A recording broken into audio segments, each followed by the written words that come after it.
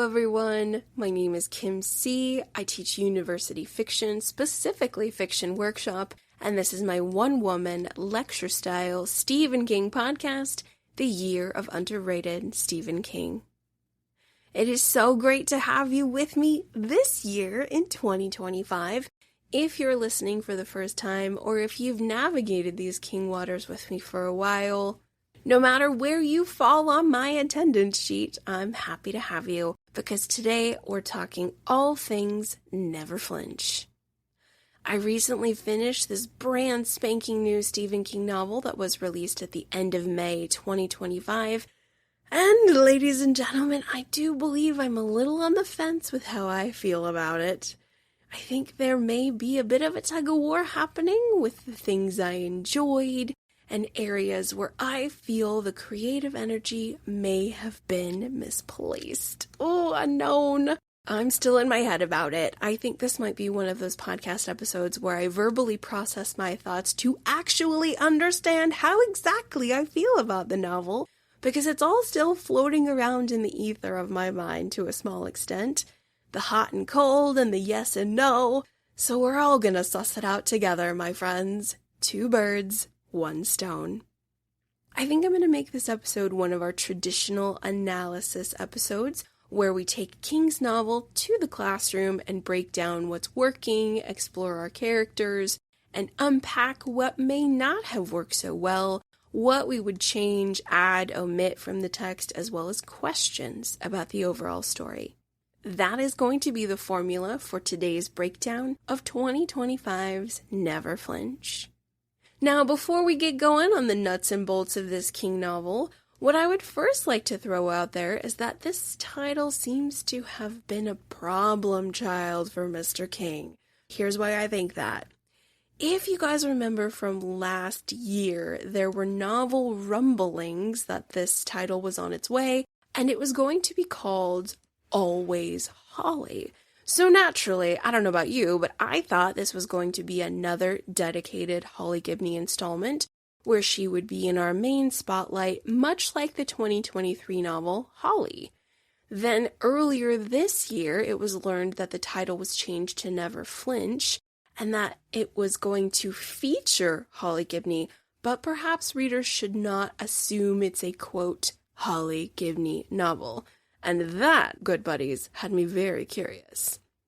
Later on, it was learned that several drafts of this story were put forth because the first one was deemed by Tabitha to be, quote, not his best. And then after I finished the novel, I read the author afterward, penned by Mr. King himself, as you know, to where he said, this was a difficult novel to write. That is the very first sentence. I have a personal hypothesis from what I gathered in the author afterward that there seems to be this, it's finished, it's done. King said he had to, quote, let it go. So there's a real sort of wash my hands of it vibe that I'm getting. And I mention all this because I want you to keep it in your mind as we work through this novel. It seems like this story required some elbow grease on King's part. And readers also learned he was composing this after a hip surgery as well. So, yikes, this is a lot of data that I think we need to hold on to as we move forward. Coming up in this episode, I'm going to start us off with the character section, which I do believe I've done in previous King crime thriller explorations. I think characters is going to be our largest chunk of the episode because we've got a lot of people, guys. We got a lot of players I'd like to discuss with all of you. The roster is a bit long, but necessary. There are a few who I feel should have been bigger players and weren't, so I'd like to mention them, and others who stole some scenes and really charmed me. And, of course, some folks who I feel overall didn't get the time and attention I was personally craving, and we must discuss. Characters is going to be our first section, as there are a lot of dynamic people on the list, and I want to make sure everyone has these characters fresh in their brains as we move forward. After characters, we will proceed to the strength section, as I have a feeling my tingling spidey sense tells me that this text might be a mixed bag for some readers. My Stephen King book club and I freshly discussed it last week, and we had some readers who definitely had some issues with it, myself included, and others who found it really comfy cozy and appreciated that it wasn't overtly layered or complicated. So we'll proceed into the strengths arena, where, firstly, I plan on celebrating all the good we've got in this story, and treasure the fact that King is 77 years old and still churning out new stories. We must remember to have gratitude first, so story strengths will be our second section. Our last section will be criticism and questions. I have some thoughts, and personally I have a feeling I'm not going to be able to hold them all in until the last section, so plan on some of them bleeding through in the other sections, but section 3 is reserved to be our dedicated space to discuss what is not working as well as it could, questions about the text, and our final thoughts on Never Flinch. Alright listeners, this is a 439-page novel in the American hardcover comprised of 26 chapters. Like all previous Holly Gibney and Bill Hodges stories, we are in the state of Ohio, and this novel takes place in Buckeye City, which, I know I should have nailed this down. It is a suburb of either Cincinnati or Cleveland. I did not find out which one. I'm sorry. Pardon. However, I do think this is the first time we've been to Buckeye City in the world of Holly Gibney. I don't remember hearing about it previously. In The Outsider, we were in Flint City, and we've been in Cleveland and or Cincinnati in the other novels. But this story also seems to be placed in modern-day contemporary America, a few years after the COVID-19 pandemic, and our timeline seems to be a few weeks into the spring. I do believe the killings start in the month of April, as they tend to do in real life.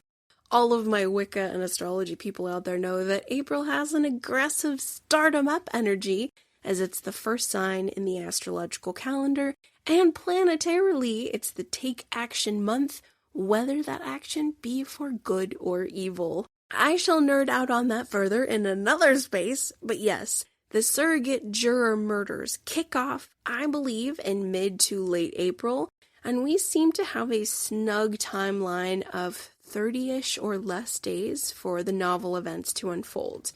Unfortunately, it's not as clear as the Outsider timeline from 2018 or the Holly timeline from 2023, as King did not list the actual calendar days in this title, so it's a little opaque on the time frame.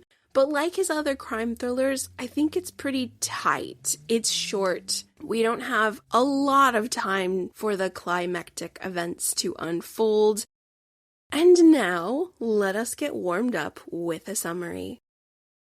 Never flinch is the phrase Trig mutters to himself before he kills an innocent Ohio citizen in his eye for an eye, life for a life, 13 innocents and 1 guilty revenge plot based on the Alan Duffrey trial. Trig makes himself the surrogate juror killer. Holly Gibney has her sights on the case as she assists Detective Izzy Janes with unlocking the clues to the surrogate juror killer's identity, while simultaneously taking a job as a first-time bodyguard to Kate McKay, the prominent and popular celebrity author and advocate for women's reproductive rights. Kate McKay is highly sought after by supporters and protesters, one of whom would like to permanently silence Kate's pro-abortion rhetoric. Holly must protect Kate and help Izzy before the body counts increase and all justice is lost. Heads up, sweet lambs, spoilers abound. If you have not yet finished or not yet started the novel Never Flinch and you would like to not have it ruined for you, as much as I would like you to stay, you should get going. Get going until you finish the story, because I'm going to shake out all the feathers in this pillow, and I don't want to mess up your reading journey, so watch yourself. You have been warned. Do not proceed unless you don't mind learning all the things. Heads up, everyone, you have been warned. All right, ladies and gentlemen, we have got our Finders Keepers company card in hand, some names, numbers, addresses, and places of business.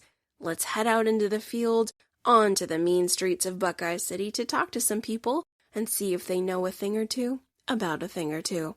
Let's start the show.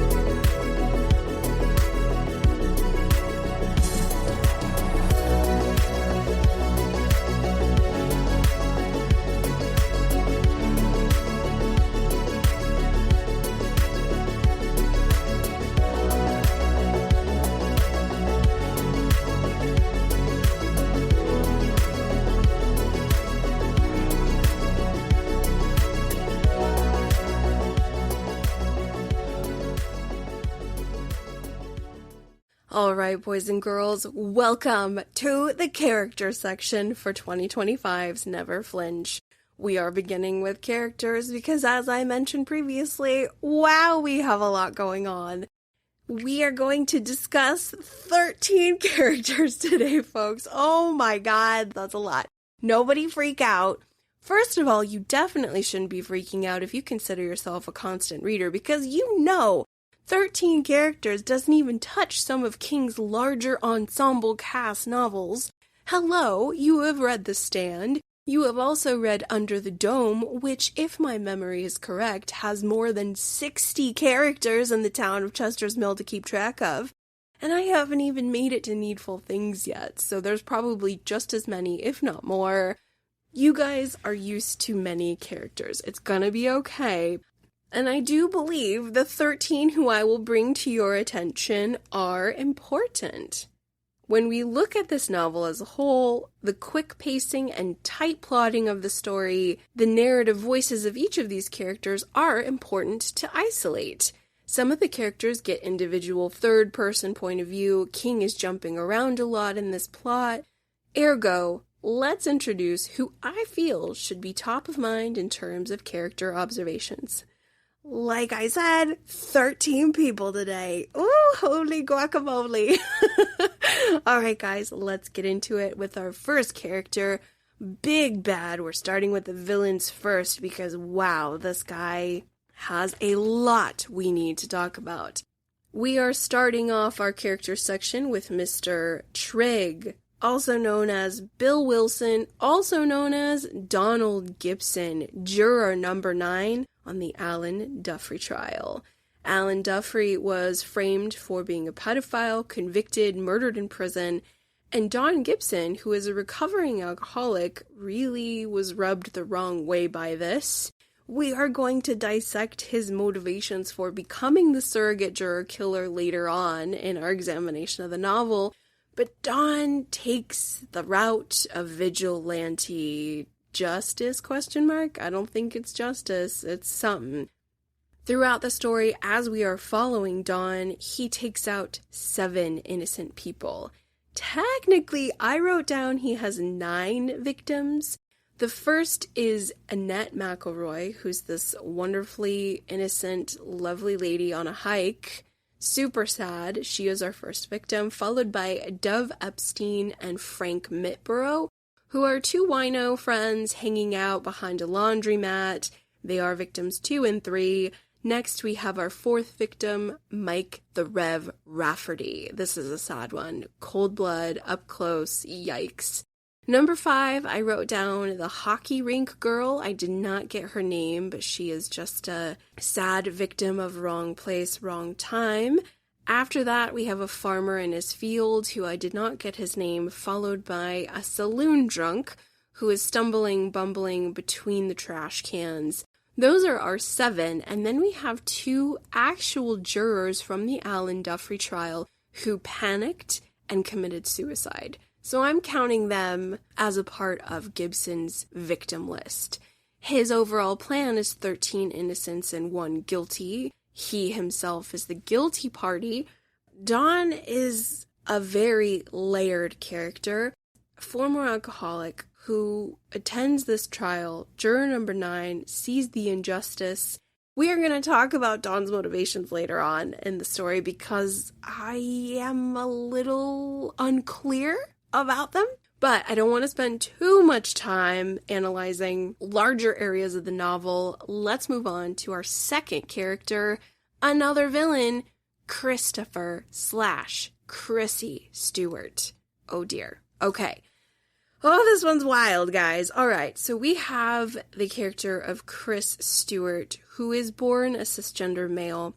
He had a twin sister named Chrissy Stewart, I believe, who passed away unexpectedly at a young age.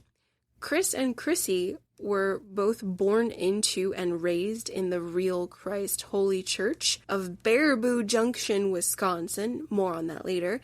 And Chris is very, very passionate about eliminating abortion. He's very outspoken and militant in terms of protesting abortion rights. He really hates Kate McKay and decides to cause as much trouble for her as he can, which leads to an eventual desire to kill her. What's interesting about Chris Stewart is that he is a transvestite and dresses like a woman, but it's not just any woman. It is who he believes his sister Chrissy would be as a grown woman. This is really wild, layered, and complex, friends. He is dressing as his dead sister, Chrissy. But we find out he started dressing like a female in his adolescence. His mother knew about it. It seems elders of the church knew about it as well. More on them in a bit. This is a part of his identity. I don't think it's transsexuality. I don't think there's an expressed desire to be another female. I think he is, if I'm correct on this, playing a part, but it's part of him. This is very complex. I might not have this character correct in my own analysis. I might be getting my wires crossed. It's strange. It's very interesting, of course, but I'm just calling Chris a transvestite. Am I wrong? I might be. Please forgive me if I am wrong, if I am missing something very big in terms of what I understand transsexuality to be versus transvestite behavior. I, for lack of a better understanding, believe that Chris is a transvestite cosplaying as his sister. I could be wrong on that, but that's what we've got. We will unpack this a little bit later on, but his church has given him this militant and dangerous passion for eliminating abortion rights. He believes this is the ultimate sin that he must take action against, physical, violent action. And sadly, Chris is a blueprint for many a right-wing nutjob out there. Sorry, not sorry. It's a real thing. Oh, we got a lot to unpack there. I don't want to get too deep, but our third character is Kate McKay. Kate McKay is our celebrity, rather outspoken personality. She is an advocate for women's reproductive rights, specifically pro-abortion rights. I had in my mind someone who's like a 21st century Gloria Steinem. You guys do your own research on Gloria Steinem if you don't know who that is. Hopefully you do. She was very important for the women's lib movement in the late 60s and 70s. But I couldn't help but think about the 1995 title Rose Madder in terms of Kate McKay. So hear me out, friends. So if you have read Rose Madder, we of course have the character of Rosie McClendon Daniels in the Women's Shelter of Daughters and Sisters. And that recovery center / women's shelter, it was a lot of victimized women who were working through their trauma, looking out for one another. And I was just thinking about how Kate McKay is the 21st century embodiment of the loud woman. The, to quote Vera Donovan from Dolores Claiborne, hey, sometimes being a bitch is all a woman has to hold on to. I believe Kate McKay has fully embodied that for the 21st century. She is loud, proud, passionate, and brave, because there are protesters and naysayers and violent individuals in every one of her speaking engagements. She is on tour, and they are in her face with their signs, with their hate, with their disagreement, and she faces them down. So she is all of the strength that I think daughters and sisters would have liked to have had, wrapped up in a 21st century social media celebrity package. It's really cool stuff. She's a very interesting character. We do have moments where she understands that what she stands for is controversial, but it's necessary. There's a scene where she gets really emotional about all of these very graphic photos and posters of dead babies who have been aborted, and she cries and says, "No one wants to kill babies." And it's true. No one wants that. No one wants that, ever. It's always the last option. But you guys know that whole chestnut. She's a really interesting individual, and a character who I super duper loved, character number 4, Corey Anderson. She is Kate McKay's young assistant, and we are with Corey from the first moment she is hired, and oh my goodness, friends, Miss Anderson goes through it in this novel. Oh, doesn't she? This poor sweet lamb. It is my assumption, I didn't get an exact age for Miss Anderson, but she appears to be in her 20s. This is someone who I believe might be a few years out of undergrad, maybe grad school, so late 20s, maybe, could be a stretch. I don't know, she does seem to be really savvy at her job, so I think she's probably been around and been someone's assistant before.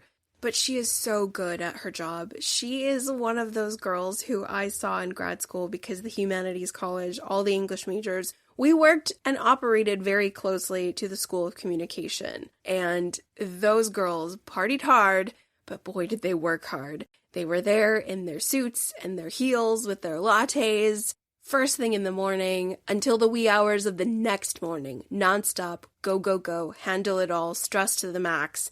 That is Corey Anderson. She is doing it all, bless her. And man, girlfriend is attacked. She has bleach thrown in her face. She is later kidnapped and drugged by Donald Gibson.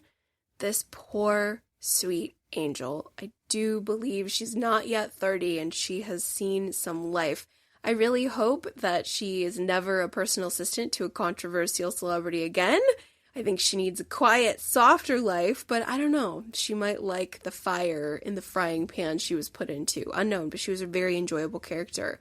Corey Anderson. Number 5, John Ackerley. What a charming little sweet guy. I do believe John made an appearance in Holly. I think he did. So John is the very interesting 7 years sober bartender at Happy's Bar.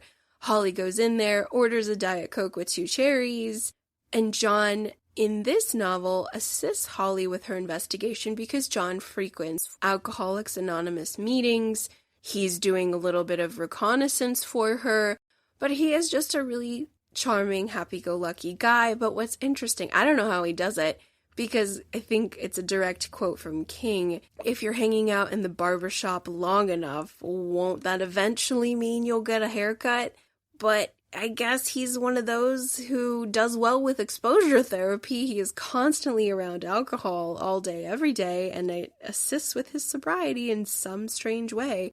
So yeah, I like John Ackerley. I like that he did get some screen time in this novel rather than just the bartender. He actually got in there. He discovered the body of Mike the Rev Rafferty.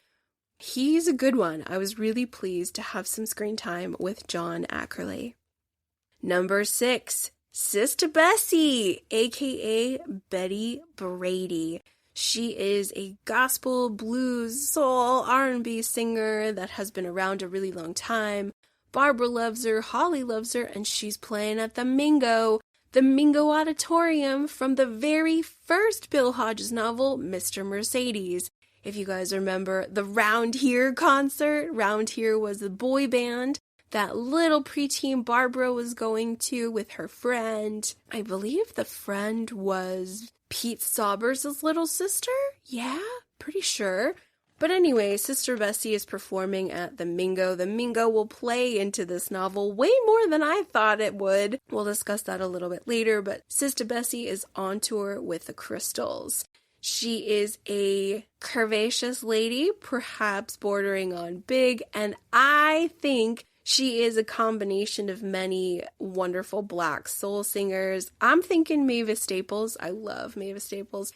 But insert your choice. We could plug in Mahalia Jackson, Gladys Knight, Patti LaBelle, put them all together, and I think that is the blueprint for Sister Bessie. So I really love that we have a singer. I love this character. I do. She has a hearty appetite. She likes Barbara's poetry. She loves music and touring. This lady's a rock star. She's a road warrior.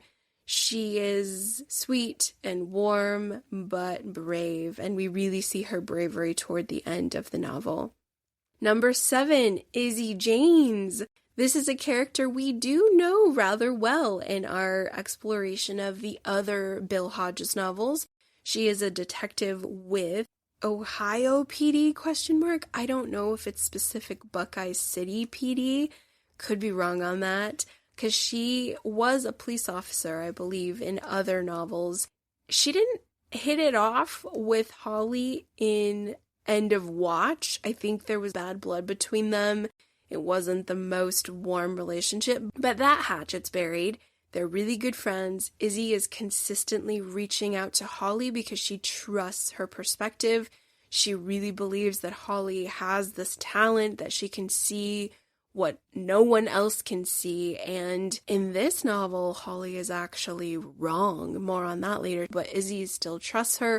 They meet up for lunch dates. Izzy is, of course, a detective in a man's world. Really, really male-focused. More on that later, but she is doing her best, trying to find out who is the surrogate juror killer. Meanwhile, also assisting with the stalker / violent offender at the Kate McKay shows. Character number 8, let's check in with one of our buddies, Jerome Robinson. I love Jerome so much. He reminds me a great deal of Mike Hanlon and the Hanlon family. I love him so much. Jerome, this is where it's sticky. I don't know how old anybody is. I really wish King would just give it to us. He is this many years old. I know that that's low-hanging fruit, but I don't care because we've been with them from book to book to book, and I want to know how old he is so I can measure the growth. So we don't have that, but I'm assuming Jerome is mid to late 20s. We know he graduated from Harvard, and he finished a nonfiction work that was on the New York Times bestsellers list, and he is toying around with another novel called The Jade Killer, which I think is fiction, and then he jumps into the fray and starts assisting Holly with her Kate McKay stalker, and he starts doing some research on the real Christ Holy Church and learns that, wow, there's a lot of effed up religious institutions out there that embrace crime and terrorism, and he decides to head in that direction for his next novel, which is going to be about these fundamentalist churches, how they're funded, how dangerous they are. Think the Westboro Baptist Church of Topeka, Kansas. You guys know how infamous that church is in real life. That's where Jerome is. I love that he is, of course, always featured with Holly. He works for Finders Keepers still, but I always want more Jerome. I don't feel we have as much Jerome as I would have liked. He pops up in small little bursts, and then we do get him at the end, but I always want more Jerome. Number 9, Barbara, little sister Barbara Anderson. Last time we hung out with Barbara was in the Holly novel where she was almost, guys, it was hella close. She was almost abducted and murdered and eaten by Rodney and Emily Harris, the big bads in that novel. Thank goodness she didn't, and she spent the majority of her time with another mentor who helped her poetry develop and earn her the Penley Prize. She has a book of poetry published. It's on Goodreads. We are happy for Barbara. But Barbara, whoa, guys, girlfriend really wins the life lottery in this story. She just happens to be summoned by Sister Bessie for her poetry, and Sister Bessie says, hey, I want to turn one of your poems into a song. I want you to sing the song with me. Heck, I want you to be one of the crystals. So Barbara kind of drops everything in her life. She's a roadie for a little bit. She's hauling boxes and big equipment. And then, of course, it is learned she can carry a tune, she can sing, and so the plan is for her to sing her poem with Sister Bessie on stage, on tour, at the Mingo. Wow. I love Barbara. I really do, and I know she's been through a lot. If you guys jump back to the If It Bleeds novella, found in the 2020 novella collection, If It Bleeds, oh my god. Barbara really has some traumatic stuff happen to her with the outsider known as Chet Ondowski. It was scary, it was terrible, I really, really hated what happened to her, it was really dramatic, but she was okay in Holly, and she's okay in this one. Sadly, she is not unscathed in this novel. We do have her falling into more of a dangerous situation, which I'm sad because it's just more trauma on top of trauma, like right when I feel she's starting to stand on her own feet and be okay and be in a solid place from her horrific encounter in the If It Bleeds novella. Well, nope, King kills his darlings once more, and we have Barbara in a really terrifying situation. Kidnapped and drugged by Donald Gibson. Yikes, yikes, yikes, but I'm always happy to see Barbara, and I'm glad that she did have such a fortunate roll of the dice, but at the same time, I'm wondering, is it too fortunate? Or maybe it's not because of what King puts her through, so maybe the life lottery and the terror toward the end of the novel, maybe they sandwich together and balance out. I think I might work with that. Like I said, guys, I'm figuring this out with you as I go. I am sussing out how I feel. So yeah, let's say that with Barbara. I think it does balance out based on the additional trauma we have at the end. Number 10, let's do a Holly Gibney check-in. Holly Gibney is our 10th character. And buddies, well, I don't know if we learn a lot from the last installment with Holly. The big developments we have from the previous novel is that Holly has thankfully quit smoking because she started up again. Smoking has always been a thing with Holly's character. From the very beginning, she was a manic chain smoker. When Bill met her, she did not take care of herself. She was not on medicine. She was not eating well or sleeping. She was just held together with nicotine and coffee and stress. She quit smoking, which is good. We don't want Holly to smoke anymore. And she is still running Finders Keepers somewhat seamlessly. It sounds like it's successful. We don't have any relationship developments, which I know some people are against and they feel that Holly doesn't need a relationship. She doesn't. But the reason why I say that, friends, is the only thing that's new about Holly is she takes the job as bodyguard. She's selected from Kate McKay because it all conveniently works out that they didn't want a cop. They wanted a female with experience, so Holly falls into that role, and she hates it.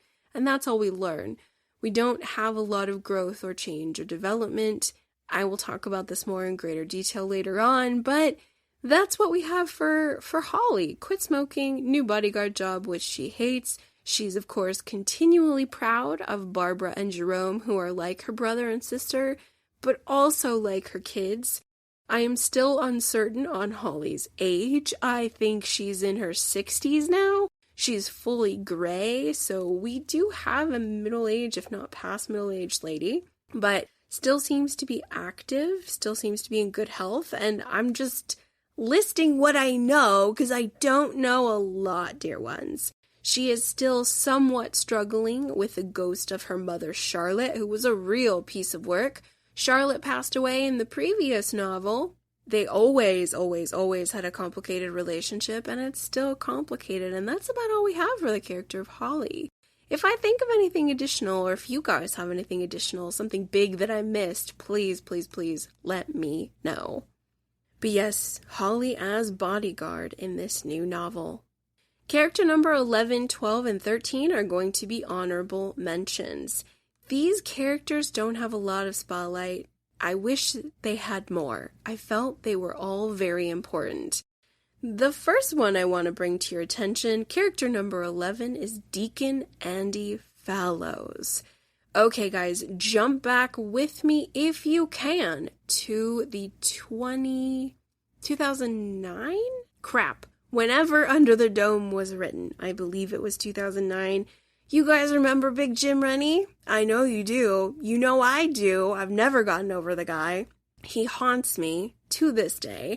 I'm getting a real Big Jim Rennie vibe with this guy because we learn about Deacon Andy Fallows. He is the head of the Real Christ Holy Church of Baraboo Junction, Wisconsin.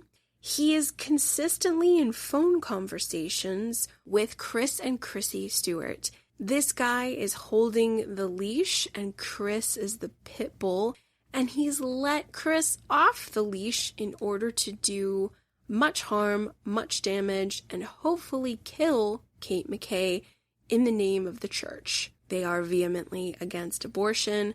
They believe it's in their right to stop those who are vocal and pro-abortion. But this guy has a lot of money, power, and influence, and weapons, we learn later on in the novel. So this guy we only see once or twice. We hear him in phone conversations with Chris. But what's very interesting is that he knows this true identity of Chrissy. He understands that Chris has been embodying Chrissy. I don't know if he necessarily supports it, but he kind of does. Because he sees Chris as the weapon he needs, so he accommodates. He's never besmirched it or calls it sinful. He rationalizes it and seems to support it, at least in front of Chris's face. He seems to have advocated that, oh, this is fine. You're just working through your grief. You just wish your sister was alive, and that's why you're doing this. So, of course, lots of hypocrisy found. But I really like this character. Always follow the money, always follow the power, and we have that with Deacon Andy Fallows of the Real Christ Holy Church. Good stuff. Number 12, honorable mention, Buckeye Brandon. Buddies, he is the hit podcaster, a local guy who shows up here and there to get the scoop on things. It is assumed he might be a toxic masculine podcast, unknown. He could be just a voice of the alt-right. It is assumed that he is a militant voice that has his finger on the Alan Duffrey trial. So he actually could be a podcaster specifically for the Alan Duffrey trial. But I have a feeling he is just all things City of Buckeye and throwing gas on small fires that incite an aggressive reaction of listeners, which makes a lot of sense given these current times. As you all know, King is a political writer. He always has been from day one, if you didn't know. And what I love, some people don't love, is that he is consistently showing a mirror to American society. He's holding up that mirror to us all and weaving a tale of fiction. But I like the character of Buckeye Brandon. I think he's very essential. I'm happy that we do have a popular podcaster mentioned in this novel. I wanted him to have more screen time, guys. I wanted an individual chapter on the Buckeye Brandon show. We did not get one. I felt it was a missed opportunity. We do see Buckeye Brandon pop up at a Kate McKay convention. He is on site, stirring the pot, causing trouble, being rude, but I wanted to hear his show. I wanted a whole individual chapter. We don't have that. I'm a little bummed, but I'm glad that he was featured. Our last character, lucky number 13, Daniel Gibson, an honorable mention because he is the motivating force for the most part. He's part of it for our big bad villain, Donald Gibson. He is his father. If you guys remember from Lacey's story, I was getting Lacey's story vibes in terms of the abuse that Scott Landon suffered from his father. I was really connecting with that from these two characters, Daniel and Donald. Daniel is very aggressive, cruel, unkind to his young son, Don, and we learn later on in the novel that he is suspected to be the murderer of Don's mother, Bonita Gibson. She disappeared when Donald was 8 years old. He never saw her again. His father, Daniel, just brushed it off, said, "Oh, she left us. That's what she did. That's what bad mothers do. That's what bad women do. She dipped out, so tough break, kid." But Donald never let it go and was convinced, especially later on, as Donald's psychosis seems to unravel a little bit more, that his father actually killed his mother. This is very revelatory, huge stuff, but Daniel Gibson's presence is felt throughout the entire novel. I feel King did a great job with the amount of presence this character gets. Don is consistently as the nickname Trig or Trigger, named after Roy Rogers' Palomino horse, Trigger. That's his nickname for his son. So Trig is consistently responding to the ghost of his father in his mind. Maybe not exactly only in his mind, based on the way the novel ends, but the ghost of his father is very prominent and very influential. And I like the presence of Daniel Gibson. We do not have any supernatural activity in this novel except for, readers may interpret, at the very end, and it is concerning Daniel Gibson. So, interesting stuff. I think that he's a very big character that one might overlook because he's technically not alive. The spirit of him, the angry, vengeful, cruel, malignant spirit, is alive and well in the heart and mind of our villain, Donald Gibson. And it worked for me. I thought that it was strong stuff, because a wounded child who never ever healed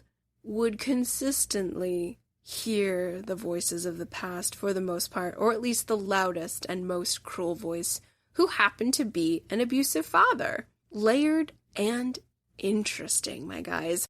Oh, we did it! Let's do a quick recap, everybody. Okay, our characters. Number 1, we've got Trig, aka Bill Wilson, aka Donald Gibson, the surrogate juror killer. Juror number 9 in the Alan Duffy trial, and boy, does he go off the rails with that one, our big bad. Number 2, we have Christopher/Chrissy Stewart from the Real Christ Holy Church, who hates Kate McKay. Dangerous, intriguing individual. I'm saying transvestite. I could be wrong on that. Forgive me if I am wrong, everyone. He embodies and dresses like his dead sister Chrissy, or what he imagined she would have looked like had she survived. Number 3, Kate McKay, outspoken celebrity personality and advocate for women's reproductive freedoms. A 21st century Gloria Steinem, if you will. Next, we have her loyal, hardworking personal assistant, Corey Anderson. Oh, this poor angel. She really, really goes through it. Number 5, John Ackerley. This is the Happy's bartender, 7 years sober, friend of Holly Gibney and Jerome Robinson. Number 6, Sister Bessie, aka Betty Brady. Sister Bessie is on tour with the Crystals, performing at the Mingo Auditorium.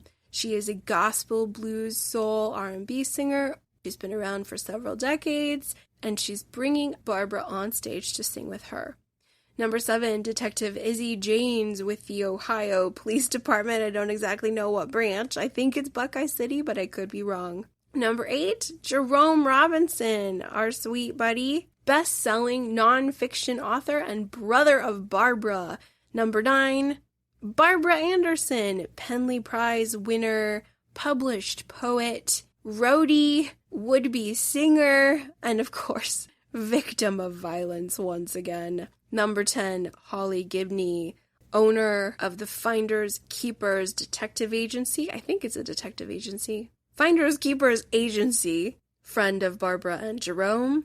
Number 11, honorable mention, Deacon Andy Fallows, the head of the Real Christ Holy Church of Baraboo Junction, Wisconsin. He controls Christopher Stewart, for the most part, at least funds him and guides him, and was a really intriguing character to plug in with.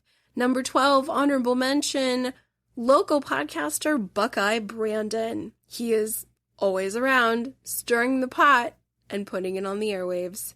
Number 13, honorable mention, and our final character in this section, Daniel Gibson, Donald Gibson's father, who appears throughout this text as a menacing, ghostly voice. All right, everybody, we did it. I know that was a lot of work, but it was necessary. Let's take a little bit of a breather. Let's get some lunch. Let's get a snack. Let's get some fish tacos with Izzy and Holly, and I'll see you in our next section.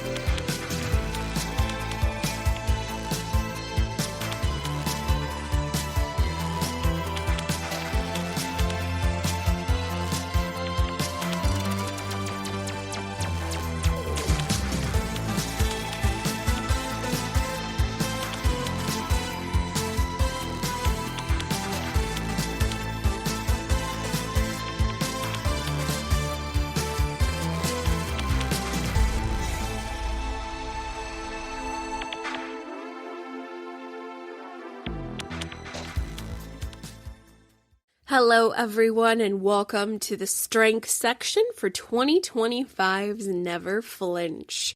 I have about five-ish categories we are going to talk about in terms of what I found to be immensely strong throughout this text. Firstly, I want to kick it off with one of my favorite elements of fiction. I really commend King for going all out with this particular element, and that is dialogue. Friends, this entire story is sewn together with dialogue. Dialogue everywhere. It is so delightful. I'm a huge fan of dialogue. It is something that I particularly love in my own personal compositions when I dabble in writing fiction, which has been a hot minute since I've done so, but I used to love it. I still love it, and when I read drafts to this day, I can always identify the students who take to it like a duck to water and those who are struggling with it because it's not easy. Because dialogue should always be doing two things constantly. Dialogue should always be revealing character and pushing the plot forward. If you want to be a real Triple Crown winner, you can also add some subtext into that dialogue, which will create either more plot curiosity or more character observation and development. I love the dialogue, and King has such a charming, sing-songy way about him. Some people don't like it, and I think one book review said that the dialogue was flat and or hackneyed, which I think is a little harsh, a little rude, but whatever, that's their opinion. I love dialogue, and I like that in the last Holly novel we had a lot of dialogue, and King enjoys using it to stitch together the crime thrillers. To give an example of this, let's head over to the top of chapter 8 and get a little slice of how King is working with dialogue. This is on page 127 in the American hardcover. He doesn't pick up until the 5th ring and sounds muzzy. "Hey, Holly, what time is it?" 7:15. "Are you kidding? That isn't even a real hour." I've been up since 4:30. Good for you, but most of the world doesn't run on Holly time. Where are you? I hear planes. The airport. I'm going to Iowa City. Are you kidding? Jerome sounds a little more awake now. Nobody goes to Iowa City, at least not of their own free will. Holly explains why she's traveling. Jerome is impressed. Bodyguard duty for a woman who was on the cover of Time? A new page in your resume. Very nice. Big props to my homegirl, but why are you calling me? It has to stay confidential. You can talk to your sister if you want, but otherwise keep it totally quiet. There may be a serial killer at work in the city. Let me stop you right there, Jerome says. Might your serial killer be responsible for a woman killed on the Buckeye Trail and a couple homeless dudes whacked behind a washateria? Names in their hands, possibly the names of jurors in the Jeffrey trial? Holly's heart sinks, not on her account, but on Izzy's. Where did you get it? Not the paper. I already looked. 3 guesses and the first 2 don't count. Buckeye Brandon. Correctamundo, Jerome says. Where did he get it? No clue. Izzy was afraid this might happen. What about a man found murdered in Tapperville? That is in the paper. Victim unnamed, pending notification of next of kin. But if it's related to the 3 others, no one has made the connection yet, including Brandon. What's your part in this, Holly? It's been months, maybe even a year since he called her Holly Berry, and she kind of misses it. She tells Jerome about Izzy showing her the original note from the man calling himself Bill Wilson, and how she, Holly, spoke to John Ackerley, how it was John who found the body of Michael Rafferty, a.k.a. Big Book Mike. John found him, and now you're consulting with the police? Jerome said gleefully. Holly's Sherlock Holmes and Izzy's Inspector Lestrade. Totally cool. I wouldn't put it that way, Holly says, although really, what other way is there to put it?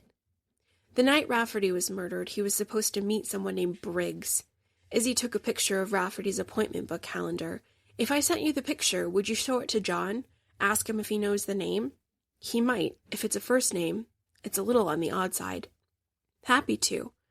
I'm sorry to interrupt your work. No interruption about it. I have done hit a wall on the new book.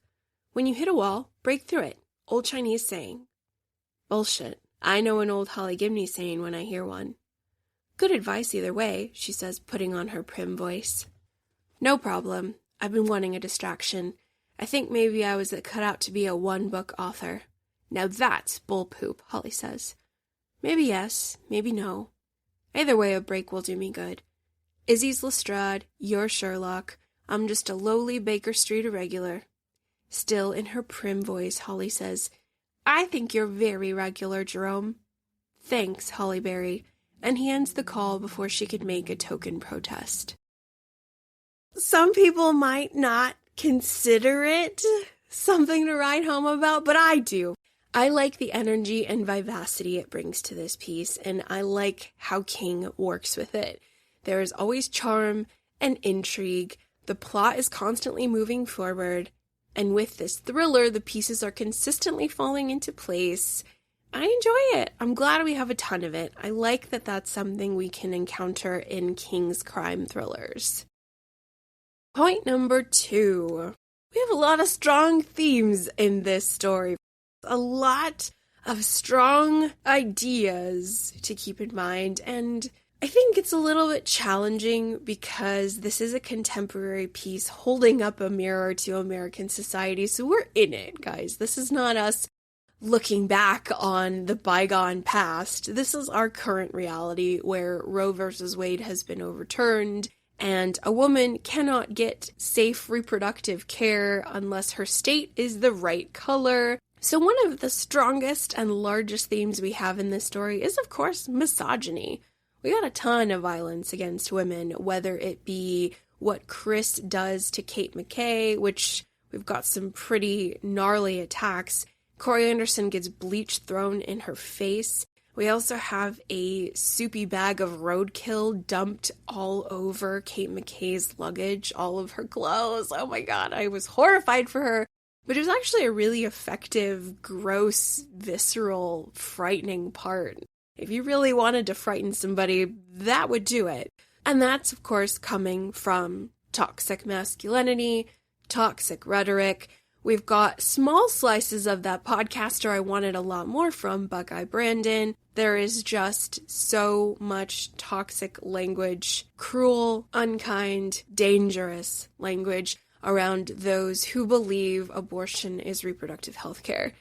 And King specifically at the end of this novel highlights those who have been killed, those who have been murdered trying to provide reproductive health care. So it seems to be the issue he is focusing the most on is, of course, the rights of women eradicated, and specifically the issue of abortion. We are currently in the midst of such a tumultuous time, and that is at the forefront of King's story. In addition to misogyny and endangering those who believe in reproductive health care, we've got religious zealotry and dangerous Christian fundamentalists / domestic terrorists. We, of course, have the large symbol of the Real Christ Holy Church, Andy Fallows and Christopher Stewart, who believe they are on the side of the angels. Don Gibson also believes he's on the side of the angels. These are the villains who believe they have holy permission to kill in the name of their religious principles. And unfortunately, it couldn't be more timely, as just a few weeks ago we had a Minnesota politician and her husband murdered by a Christian fundamentalist. Dangerous, horrifically real-life aspects of American society that King is putting in front of all of our faces. Some people don't like it. I think this might age well, and hopefully there's progress in the future where we can look back and not be in a worse situation than we are. But ultimately, King is also highlighting a very, very, very divided America, where the only thing we can agree upon is how much we despise each other, which is very sad. I'm preaching to the choir. You guys all know the world we live in, but it's very strong stuff. It's hard to swallow stuff because we're living in it, and so there's no escape. And I think a lot of people in my book club echoed this sentiment. Reading this is just like sitting down to local and national news. It doesn't feel good. You kind of walk away feeling dejected and low because he is showing us the mirror, and we already know what it is. We already know that there's no improvement. We're in the muck and the mire, so it's a little bit challenging, and I'm wondering if that may have contributed to not a exactly stellar / exciting reception to this text. More on this later, but strong themes throughout.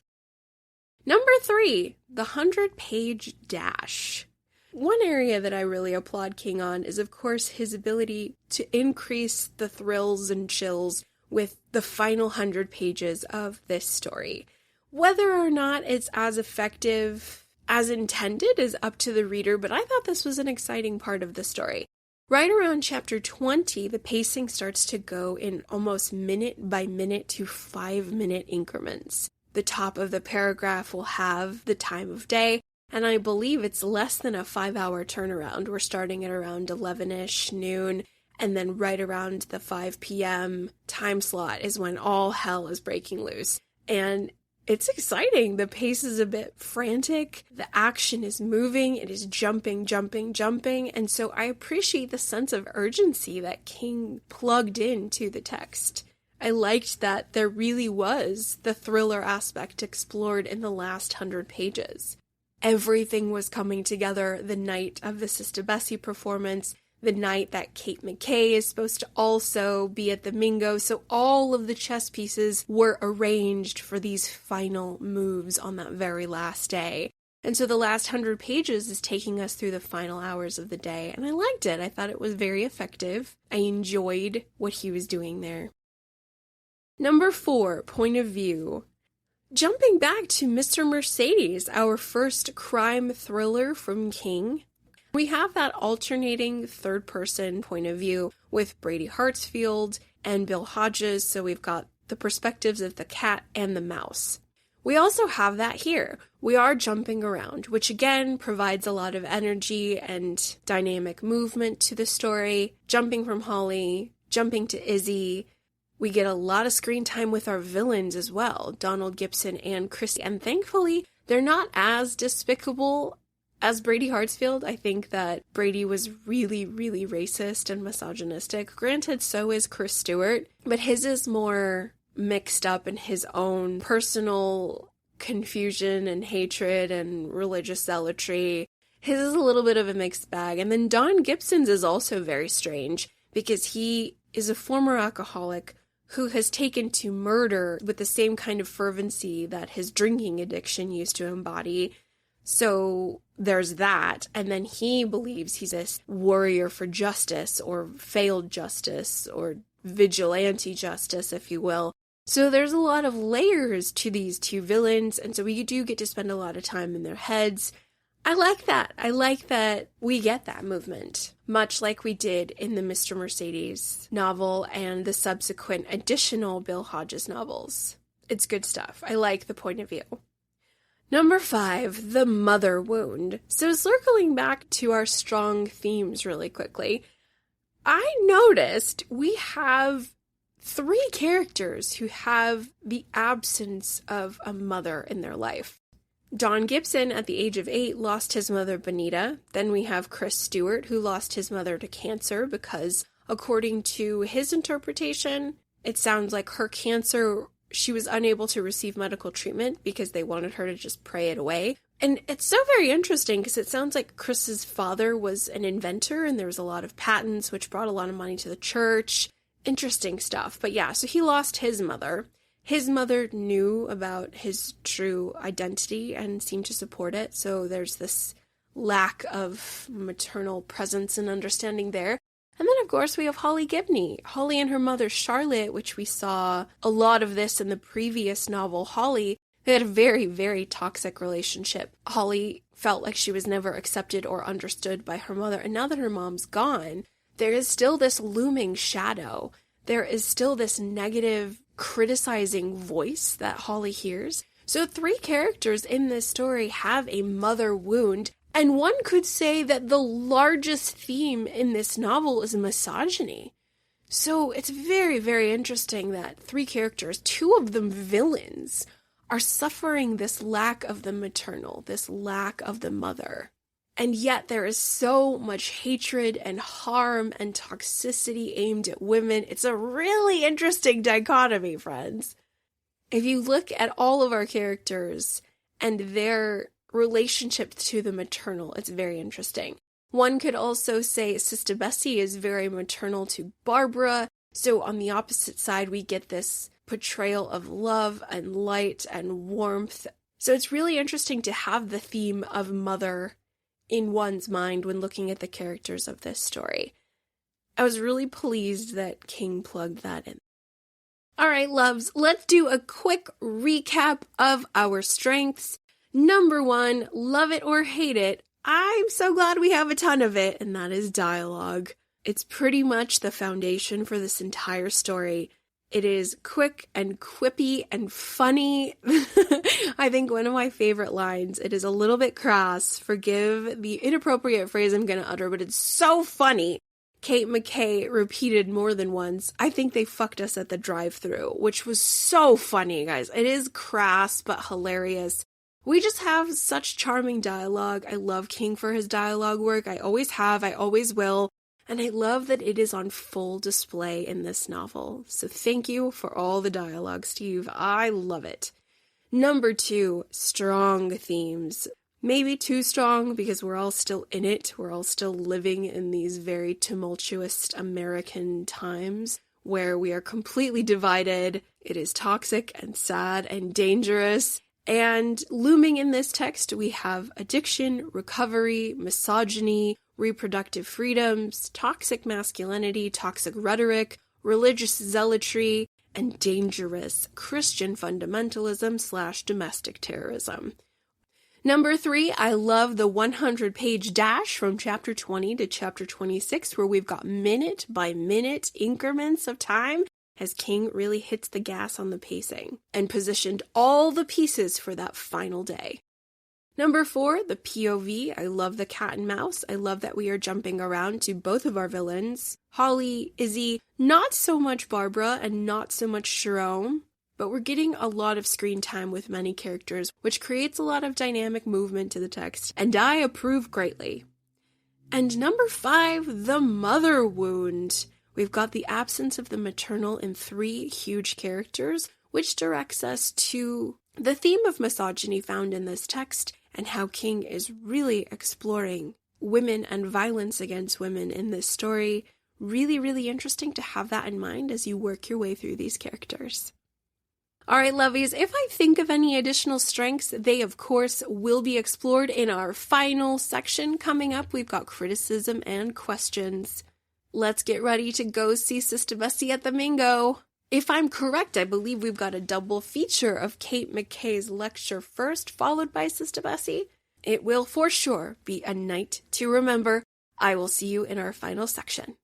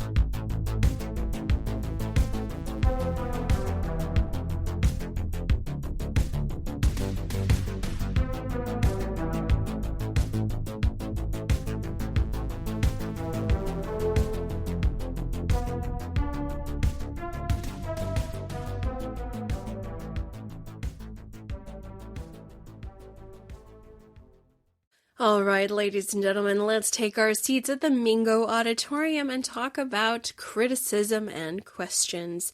This is our final section within Never Flinch, and I've got 3 points to discuss with you.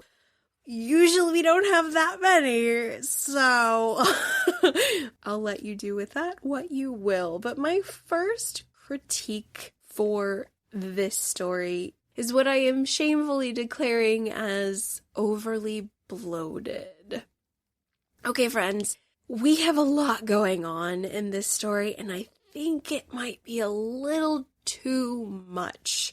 For example, why do we need 2 villains? Why 2 killers, for the most part? Chris isn't exactly a killer yet. He's a vandal and potential killer, but we have such a high body count for the character of Don Gibson, our surrogate juror killer. That alone could have been our book, guys. However, if King really wanted to focus on his main theme of misogyny and reproductive freedom, those who advocate, those who are against it, Christian fundamentalists, okay, how about you make Chrissy and Chris Stewart our main villain, and we leave out Don Gibson for a separate Holly Gibney novella, much like we had with If It Bleeds.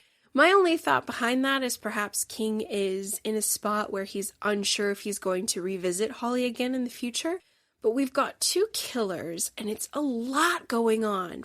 There's a lot happening, which, again, isn't necessarily a deal breaker when there's a lot going on. But what I mean about a lot going on is point number 2, characters are sacrificed for plot. Ladies and gentlemen, I think this is probably the kiss of death in terms of my own personal reception of this text. Because what I noticed is that plot is king. King worked his ass off to make this a plotted, tightly stitched crime thriller where each conversation bleeds into each clue discovered, bleeds into this chess piece for this day, this person in this place, in this moment. It's all tightly granny square stitched together. And with those tight stitches, there's no room for character development or character growth. Because think about it, friends. Who grew and who changed? Did we see any character grow or change in this story? I don't think so. Jerome is Jeromean. He is doing his thing, always popping up to help. I think King features he and Barbara as side flavors. Holly, as I mentioned in the character section, she hates her new job.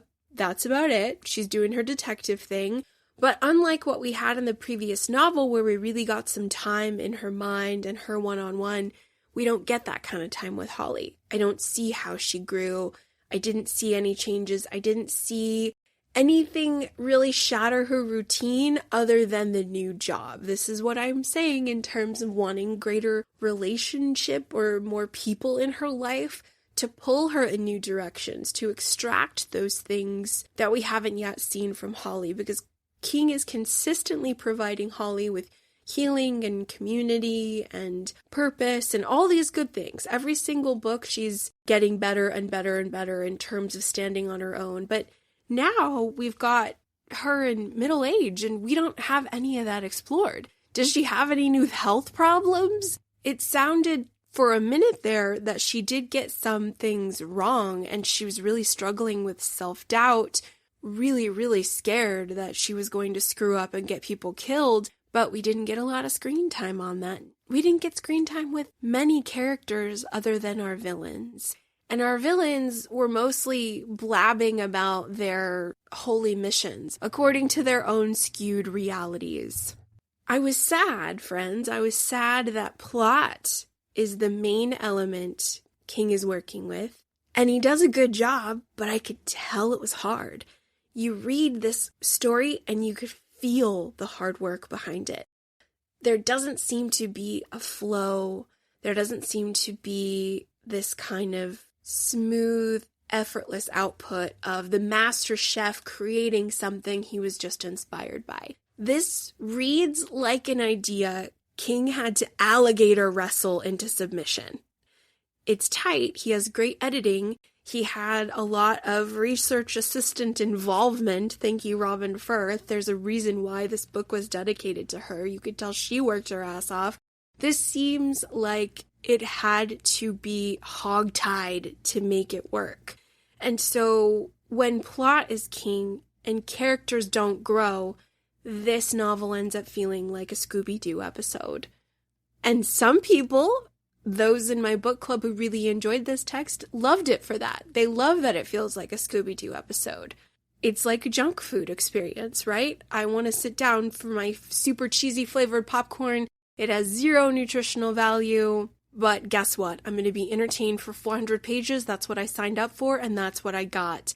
But others, like myself, other constant readers, are looking for a little bit more substance and meat in King's work because we're spoiled and we're used to getting it.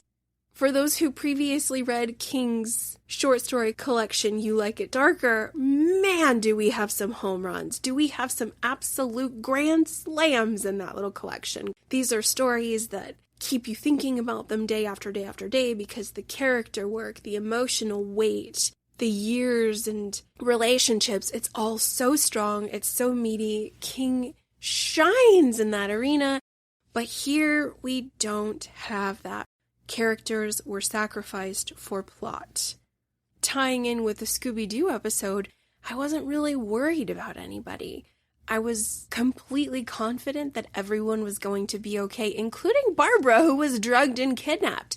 There seemed to be this overall sentiment that, oh, Jerome's going to be fine, Holly's going to be fine, Barbara's going to be fine, they're all going to get there at the 11th hour and stop the bad guy.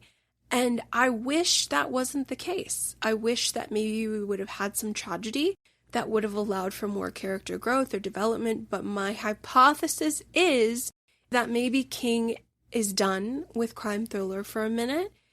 Maybe he has other projects in mind, and he didn't want to have these tendrils and threads that would need an additional Holly tale. Maybe he's in a comfortable spot leaving Holly where she is.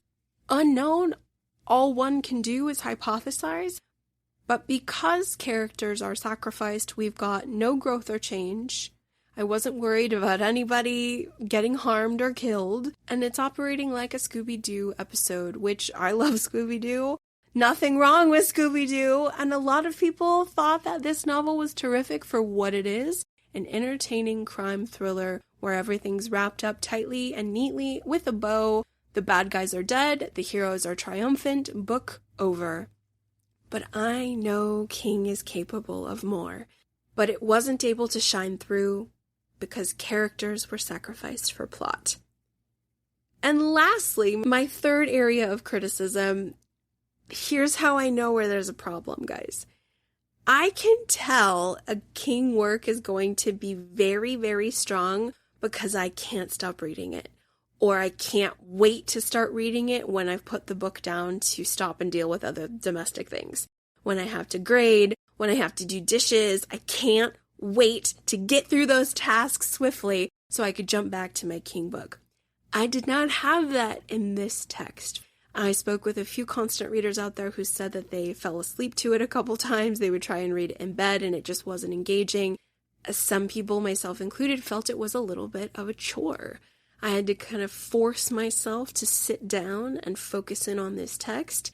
And I hate that. I don't like when King stories are work, but as you're taught as an English student throughout my academic career, sometimes you can't win them all. They're not all going to be this enthralling roller coaster ride where you're just in it for fun and glory and beauty and wonderfulness. Sometimes it's going to be a little sandpapery and you got to do the work. This is one of those where I felt I had to do the work because here's my own deduction of maybe why I might not have been so thrilled on continuing to read it. Once more, King is relatively new. I mean, granted, we've got several books now, so maybe we shouldn't call him a novice, but he's been writing for decades upon decades on genre, I think literary and certain novel titles, but I don't know how compelling this plot was as a thriller, right? Yes, we do have this killer, Donald Gibson, who we don't really find out a lot about until the very, very end. So there is a whodunit aspect to him, sort of. But the motivations for why he decided to kill, I don't know if they're adding up, friends. This is not a psycho. This is not a Brady Hartsfield who had a ton of sexual abuse from his own mother. This is not somebody, to quote other King works, who had a safety pin pushed through his private parts. That's a direct King quote in more than one novel. Basically, that, according to King, is the reason why people go bad. There is some sort of abuse in those developing years that cause them to whack out. We have that a little bit with Donald Gibson, but it's like, okay, he was abused. We don't have any textual evidence that it was sexual abuse. He was a jury on this trial. He convinced all the jury to convict Alan Duffrey of his crimes against children. It was later learned that he was framed, which sometimes there are mistakes in the justice system. Sadly, more times than are acceptable. But, so he just decides to start murdering, right? And King tries to rationalize this to the reader by saying, okay, he was addicted to alcohol, and so once he made the choice to kill, he was addicted to killing. I don't know, guys. Alcoholism and murder seem kind of separate. Just my thoughts. I don't know. So I have a hard time stomaching the motivations for Don Gibson, our killer. And I guess that's one of the issues, is I don't know how compelling this plot was. I think if King would have increased the stakes, for example, if Jerome would have been shot, or if Holly would have been harmed herself, if Izzy would have been harmed by the Donald Gibson killer, to really, really increase the stakes, increase the danger, increase the vulnerability, then, wow, okay, the reader might have a little bit more investment because we're really nervous for our characters. We are very concerned that they almost died. I don't know if that would have been the ultimate solve-all solution, but I'm just trying to think of what would have enticed me further to have aided my reading experience, so I would have been a little bit more excited to read it, and it's hard to say. I think it's a combination of many things, one being I wasn't super enthralled by the plot. Maybe because it's still very contemporary and there's no escape and we're all so jaded and dead inside from our current reality. We understand that, oh, a Christian fundamentalist causing terror? Oh, yeah, just like last week? Is that the story King's telling us? So it could be that. It could be that we're all just a little bit jaded because we are sitting in the hot water and it's hard to find the fun in fiction when it's reflecting your reality so strongly. Could be. This is some of the criticism that attacked the 2023 Holly novel with such vitriol. Oh my God, there's so much hatred for Holly because nobody wanted to go back to COVID. Nobody wanted to relive that experience. And so I think my ultimate hope is that once these novels receive a little bit of time on the shelf, hopefully we can revisit them with less intensity and more of an open mind and more of a tolerant fiction perspective.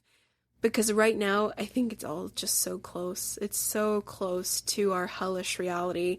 And so this King novel, it's not an escape of any kind. It's just showing us a picture of our own house, our own messy, disgusting house that we can't leave. We can't exactly exit the property, Steve.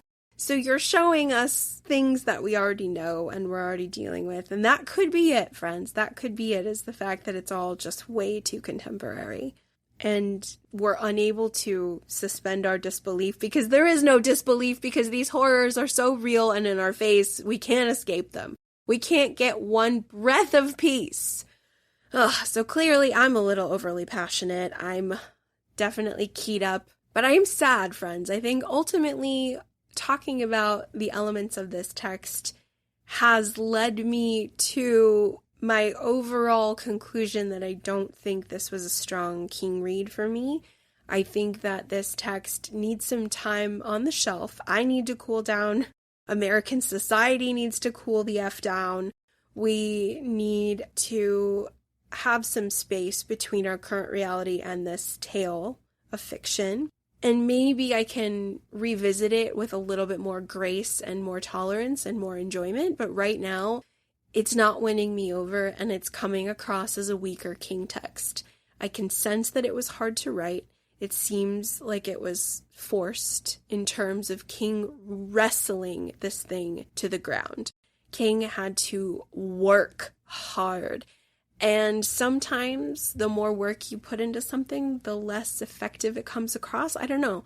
The King magic, I'm not detecting. The character exploration and depths I feel we needed for this text were underexplored.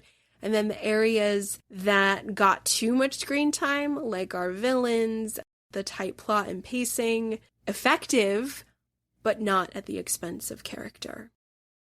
Okay, I might be talking in circles, so let's make our exit. Overall, my concluding thoughts on this novel, Never Flinch, is that it was not a super huge success.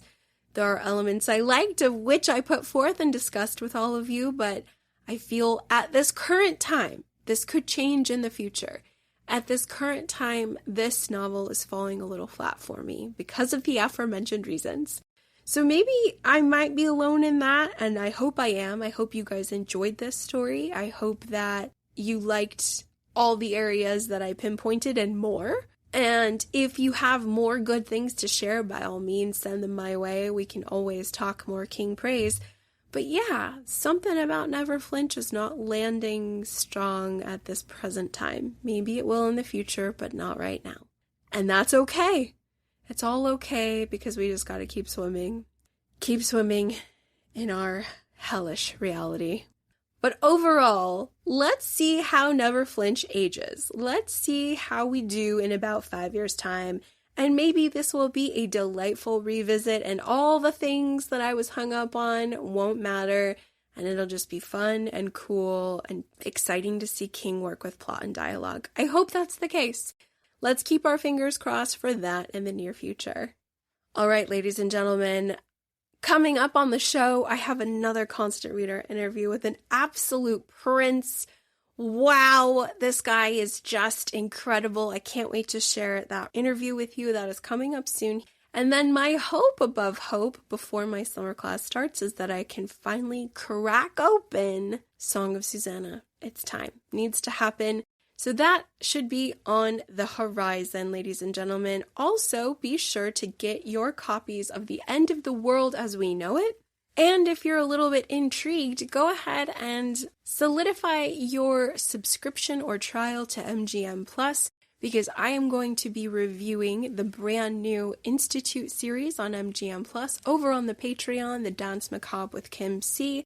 And then I will also be going story by story on the new anthology collection exploring the world of The Stand, The End of the World as We Know It. That should be released at the end of August, and I plan on having that explored on the Patreon as well. So if you're interested in joining me on those journeys, please head over to The Dance Macabre with Kim C, where for the low price of $222 US, you can get a buttload of backlogged episodes on Stephen King short fiction, Stephen King film adaptations and television miniseries, as well as Stephen King females. It's a lot of fun over there. You definitely get a very adventurous and less filtered Kim C, if that is of any interest to anyone. But if you haven't done so already, it would be so great if you could rate and review the show. And if you'd like to say hello to me, please do so at UnderratedSK@gmail.com. You can also reach me on any of the socials and I will promptly respond. It's always great to hear from listeners out there. It's very encouraging to hear that you like the show. It always adds a log on the fire, which most times, especially this time of year, is burning a little bit low as I prepare for the upcoming semester, and it all feels like a Mount Everest I have to climb. So it would be really nice to hear from listeners about your King journeys, your thoughts on the show, all the good things. Wherever you are in the world, I hope you are enjoying summer. I hope Australia is enjoying the cold. Thank you all so very much for listening. I'll talk to you all soon. Bye-bye.